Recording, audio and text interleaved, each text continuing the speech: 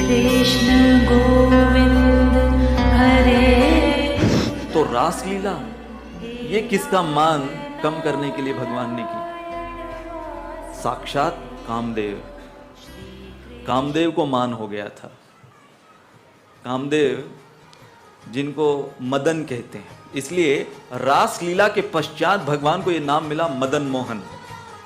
तो हमारे जो मदन गोपाल जी है, ये एक्चुअली रासलीला के पश्चात जो ख्याति इनको प्राप्त हुई है, वो ख्याति प्राप्त सर्टिफाइड मदन को जीतने वाले मदन गोपाल जी।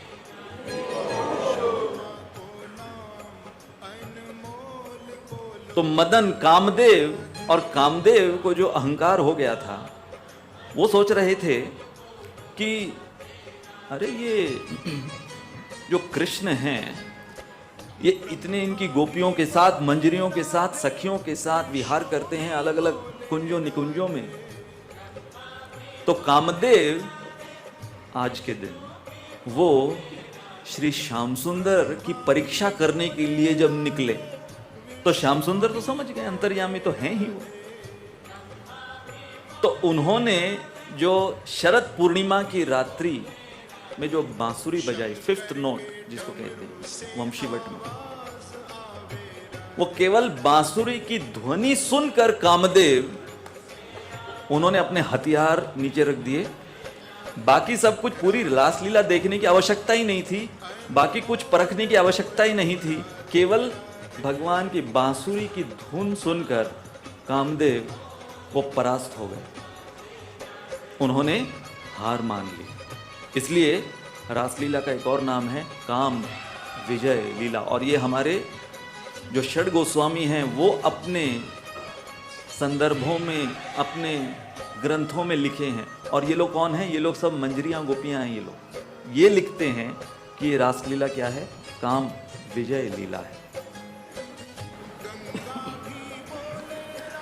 तो अब जो जो एक एक उपमाएं दी हैं कि रासलीला बिना राधा रानी के, या ये गोपियां बिना राधा रानी के पहुंच गए, क्योंकि इनको तो ये भी नहीं पता था कि ये जो दूसरी गोपी आई है इसे भी आना था। सबको तो ये लगा कि खाली मुझे बुलाया है।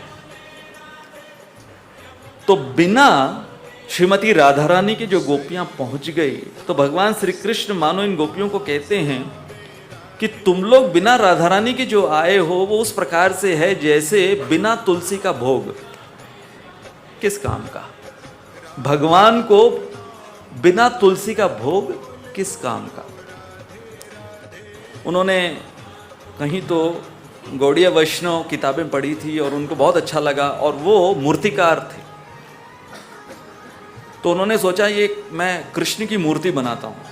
तो उन्होंने कृष्ण की मूर्ति बनाई, बाकी सारे मूर्ति वगैरह बनाना छोड़ दिया, कृष्ण की मूर्ति बनाई। और वो ऐसी मूर्ति बनाई कि भगवान श्री कृष्ण को एकदम मसल्स निकल रहे हैं, ऐसी मूर्ति बनाई। और उनकी आराधना करने लगे, मस्कुलर कृष्ण। और नाम क्या दिया? राधा रॉकी।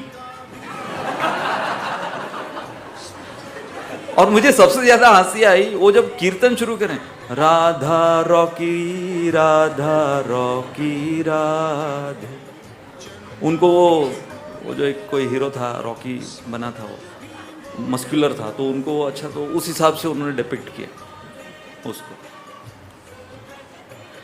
तो अब जैसे कि प्रभुपाद ने राधा लंडनेश्वर नाम दिया, ये कहीं पर कोई शास्त्र में वर्णित नहीं। तो हमारे आचार्य कहते हैं कि यदि कोई किसी भी भाव से भगवान के संपर्क में आ रहा है, तो भगवान उस भाव से उसका आदान प्रदान करते। परंतु यहां पर इस रासलीला में भगवान ने जो प्रदर्शन किया कि सर्वधर्मान परित्यज्य, ये जो श्लोक है भगवत गीता के 18वें अध्याय का, उसकी पराकाष्ठा इन गोपियों ने की। न केवल इन गोपियों की शरणागति, बल्कि उसके पश्चात साक्षात श्याम सुंदर जो शरणागत हुए इन गोपियों के।